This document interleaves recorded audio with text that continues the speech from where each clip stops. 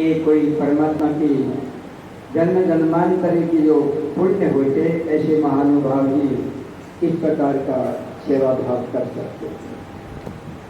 अब यह भगवान श्री कृष्ण के अनेक मधुर मधुर लीलाओं के द्वारा आप इस कथामृत का पान कर रहे हैं और हमारे ज्ञानेश जी आपको पान करा भी रहे हैं। वैसे तो सब लोग श्रीमद् भागवत की कथा से व्यक्तिगत लाभ उठाते हैं, किंतु आज की ये कथा दुर्लभ है। इस सारी कथा का श्रेय और सारी प्रथा का जो धारा है वो केवल वृद्ध माताओं की सेवा की ओर जाती है। इस कथा सबसे श्रेष्ठ कथा मानी जाएगी जो सेवा के निकट में काम आती है। यदि मैं भागवत धर्म के ऊपर उतरूं तो उतना समय नहीं है, महाराज जी को इस बात को रखेंगे, किंतु अब मात्र सत्य को देखकर मुझे माँ की याद आ गई। माँ कोई शब्द नहीं है। माँ ममता, वात्सल्य, प्रेम, करुणा, त्याग, समर्पण, सरलता, निरअभिमानिता, निष्कामता, पता नहीं कितने प्राकृतिक दिव्य गुणों की जननी है।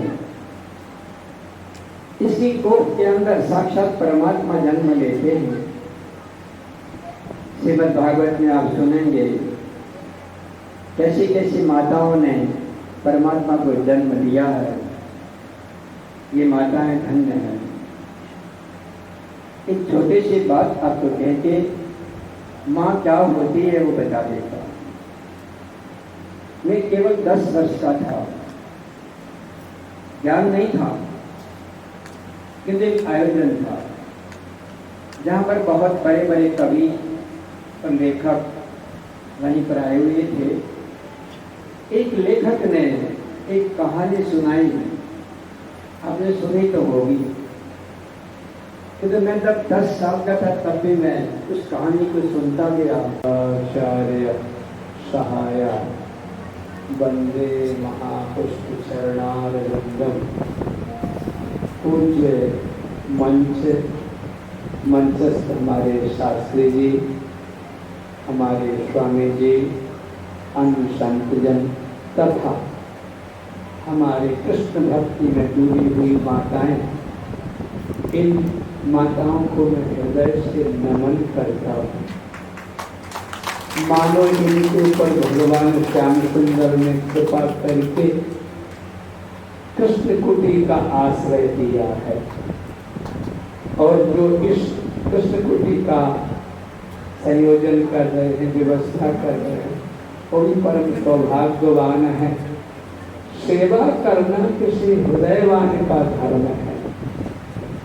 स्वार्थी व्यक्ति कभी सेवा नहीं कर सकता। सबसे सेवक धर्म कठोरा। सेवा का धर्म बहुत कठोर होता है। उसमें सेवक वही बनता है जो अपनी थाली से एक रोटी निकाल के दूसरे को दे सकता है, नहीं तो सेवा करना बहुत कठिन है। मुझे तो ज्ञानेश जी का सूचना मिला कि आना ही है, मुझे रास्ता कभी मालूम नहीं। क्यों, कृष्ण कुटी में जाने के लिए तो श्याम सुंदर ही रास्ता दे तभी आ सकते हैं, नहीं तो आना कठिन है। और पहली वर्षों से बने हैं, पर मैं पहली बार बगल में ही रहता हूँ तो पहली बार ही आया हूँ। और यहाँ आने के साथ साथ हमारे वामन भगवान की और बलि की कथा चल रही। जहाँ वामन भगवान पहुँचे फिर वहाँ कवि की शुरुआत की। जहाँ वामन भगवान पहुँचते हैं वहाँ प्रसन्नता का एक अपार सौहार्द